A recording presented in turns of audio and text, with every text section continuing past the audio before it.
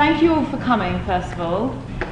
I was very quickly going to say sort of why we're all gathered here today, how I sort of came across these different surveys. Basically about 2 years ago I was working for Homes and Communities Agency and starting to see a lot of work going on climate change mitigation and energy efficiency, but not much on climate change adaptation and getting that into design and into funding requirements from a public sector perspective. The real lack of appetite, yet policy drivers going on at the Environment Agency DEFRA level in terms of the National Adaptation Plan. So I was thinking about it and thinking, actually, what is the problem here? Is the problem climate change adaptation itself, or is part of the problem how do we actually change how the sector operates and sort of evolve it, and is that actually maybe what's a large part of this problem? So I've come at this looking at it from the perspective of trying to look at how we scale up change across the industry. I just need to acknowledge I'm at King's College London, you've all managed to find it, doing PhD, and I have Economic Social Research Council funding.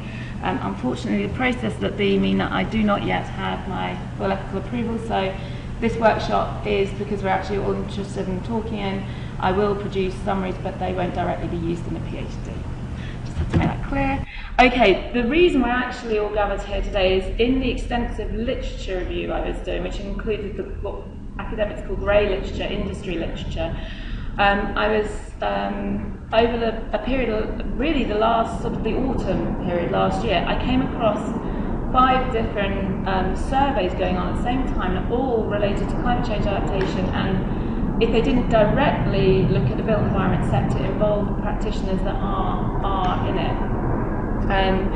And we're going to hear from each of those surveys in a moment, find out a bit more detail about what exactly they were surveying and the audience and that. What I've done is go through them and try and pick up some, I think, some general emerging trends that are coming out across all of them. Might actually present issues that we need to address. I'm going to skip through that because you probably all know about DEFRA's climate change risk assessment. But I just wanted to bring this up, which was a piece of work done back in 2011 across the public sector. I think it's an agency that's maybe now gone to dust, called IDEA, but they were looking at what does it take to actually scale up change from sort of innovative pilot projects to actually get it implemented. And I looked at this and I thought, well, these are all very nice words and all very well, but there are sort of some gaps when you actually think about the intricacies of actual working practice, and it's maybe those micro steps that are part of the difficulty, especially when you look at the whole building cycle and look at actually when you're looking at, say, a refurbishment or even new build, everything you have to go through and all the expertise and knowledge due diligence and process that needs to go through. Just tweaking a design brief actually has implications along for all of those practitioners and the way they're doing things. Even if it's small scale, that's still change. So how do we actually make that happen? And to some extent there's part of just unlearning existing patterns, and that's part of the change, is slightly unlearning what we do as a habit almost and don't think about, and adopting new practices. So I had a look at all the surveys and found these sort of general themes emerging that seem to be some consistent findings.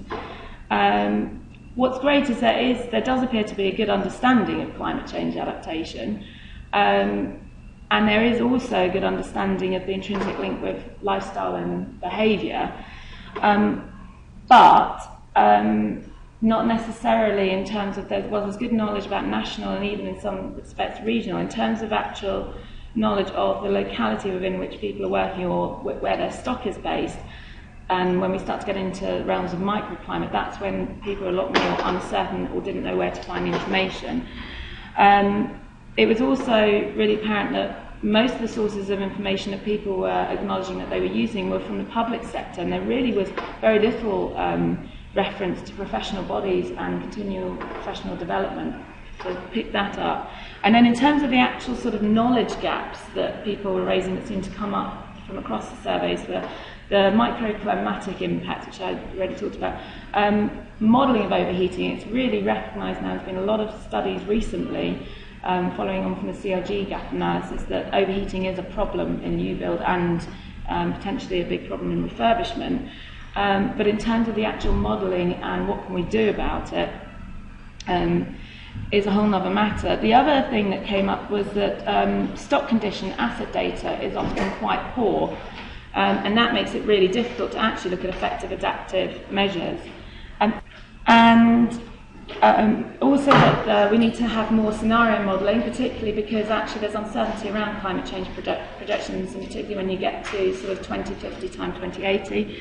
And lastly, one of the big things that came up, I don't know if it's that a lot of consultants were answering all of these, but that actually there's a lack of client demand. But I can see that also because there are lack of, well, it's not lack of policy driver in terms of government interest, and we've got the National Adaptation Programme coming.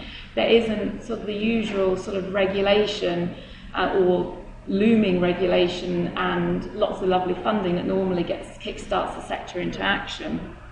And lastly, just that there's actually, when looked at the implementation side of things, a lot of people were talking about the fact that they knew of or had conducted risk assessment, but in terms of actually implementing and doing something, that was less.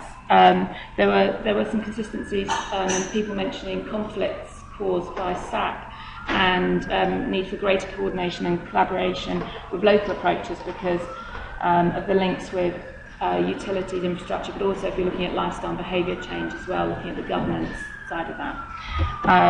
So from all of that, these were the kind of sector challenges I sort of came up with, the devil being in the detail, and some of it is really innate detail, like if soil moisture changes, apparently there are repercussions for earthing and things like that, so there's some real sort of technical fit-out detail, and what does climate change actually mean for the construction sector as well as what we're trying to do with the homes. The momentum lag time issue, this refers to, you can have an innovative project. TSB have funded quite a few and they're fantastic, but there's learning that goes on in that project in terms of changing the ways in which people work, and if there isn't another project following up, then that learning can be lost. I think there's an issue with actually transferring information, not necessarily that there isn't knowledge out there about climate change adaptation and the technical side of things, but actually how do we get that into professional practice. And maybe some of the barriers to that are, I picked up ICT system software. People were talking about business expenditure forecasting and risk assessment and asset stock condition surveys, and maybe it's partly getting it into there. And the last thing I'll just mention are that there were quite a few mentions across the surveys of conflicts with climate change mitigation and energy efficiency and low carbon policy sometimes in trying to implement these adaptive measures. So I'm going to shut up because actually the real experts around the table in terms of the findings from these surveys, and I just wanted to reiterate that what I hope to get from this workshop and what I hope you will all get is a chance to actually find out the detail of what's coming out from these very recent surveys all at the same time, and to be able to think about what does this actually mean for the sector and what can we maybe start doing about it.